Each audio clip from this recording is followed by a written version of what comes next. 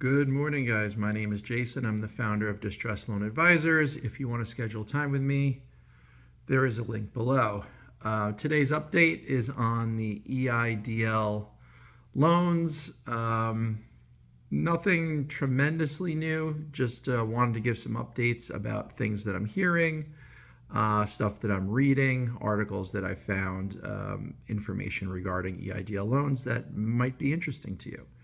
So first and foremost, I still have not spoken to anyone who's had an offer in compromise approved. I actually just got off the phone with a gentleman who he submitted one in November, and I said, as far as I know, nothing's been approved, and he's heard nothing.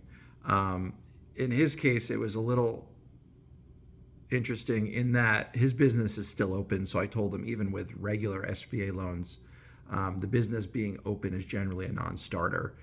And he was also surprised to learn that because he told me he was paying interest only. And I said, I don't believe interest only is an option that anyone's being offered. Either you make the regular payment or you apply for the hardship accommodation. And he said, oh, I've just been paying interest only. And I asked him, have you logged into the portal at all? And he said, no. So it doesn't sound like that one is going to be an offer in compromise. As far as Treasury stuff, I have still not heard or spoken to anyone who has had their loan successfully pulled back from the Treasury to the SBA. I've had a couple of circumstances where I think it's worth fighting for. The SBA claims that they sent out letters to everyone before their first payment was due as an attempt to ensure that people make current payments and stay current. But I'm talking to a lot of people who never got anything. So I don't know how the SBA can claim that they sent out these letters when so many people are saying they never got them. Of course, this came from, this was a quote from the head of the SBA, and of course, she's not on the ground day to day. If you follow her on social media, she's just shaking hands in different communities and saying what a great job they're all doing. I do pop on there. So if you're on Instagram or Twitter or any of that, and you follow her or the SBA, every time they tout what a great job they're doing, wouldn't be a terrible idea for you to go on and say, hey, what about the EIDL borrowers? Why don't you give them a break? Why don't you help them rather than just kiss babies and wave to the crowds? That's basically what I said. So yeah, I'm not hearing anything positive in terms of getting it brought back.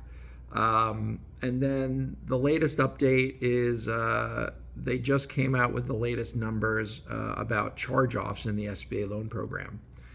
So as of September 30th, 2023, for the year 2023, they reported that they charged off 52 billion, that's with a B, $52 billion in EIDL loans were charged off as of September 30th, 2023.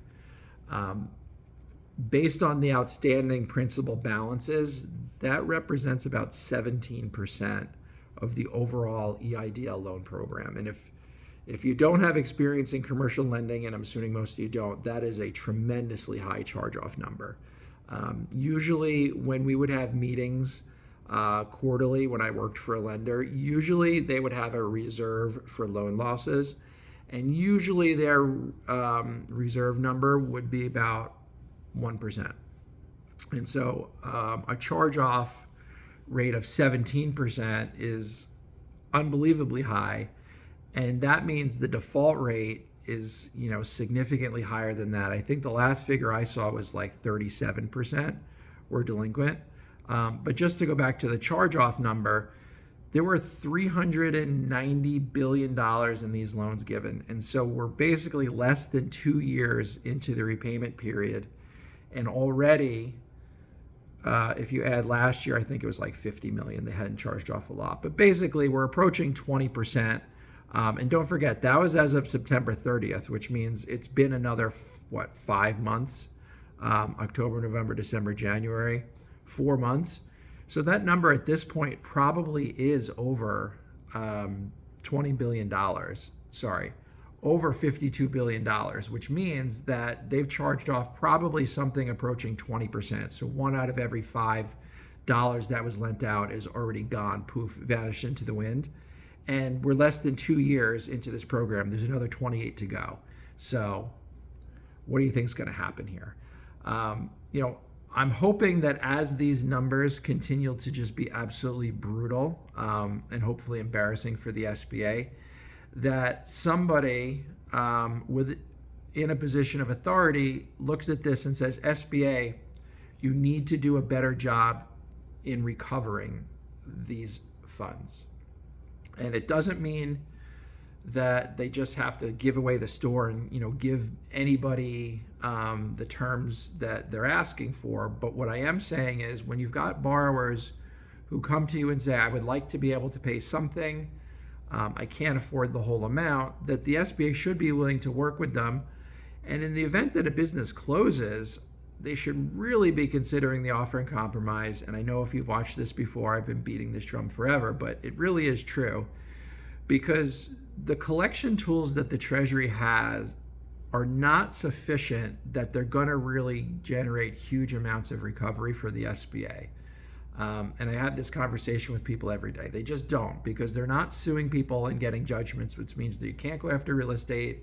They can't reach into your bank accounts. And I've had plenty of people call me and say, look, I owe $300,000. If they took $100,000 to settle this, I would do it.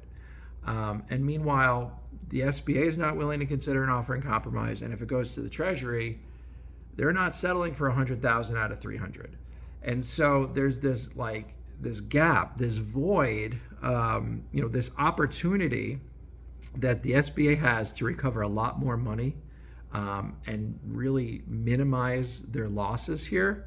And really what it comes down to is they need to cut their losses. So instead of just charging off your $100,000, $300,000, $500,000 loan and really getting nothing from the Treasury, they should be willing to cut deals, because a 40% recovery on a loan is a lot better than zero, and the policies they have in place are really asking to skew towards the 0% collection as opposed to something much higher.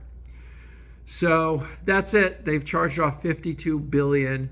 Don't forget, they basically lent out $390 billion. And so, they've charged off, and it's early days, right? And they've charged off so much money. So that's it. If you guys are seeing or hearing anything contrary to what I'm telling you, I always love to hear it. You can email me or just put it in the comments below. I've been really struck by the number of people who call me and tell me that these videos have been really helpful. I mean, I know they're getting views, but I do appreciate that feedback. So if you're one of the people who continues to watch, thank you.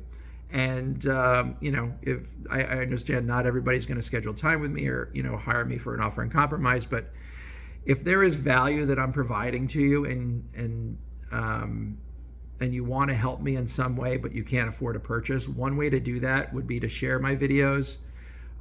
If you've got social media, Facebook, Instagram, Twitter, Reddit, there's a whole subreddit on EIDL. It's called Reddit, and it's EIDL PPP.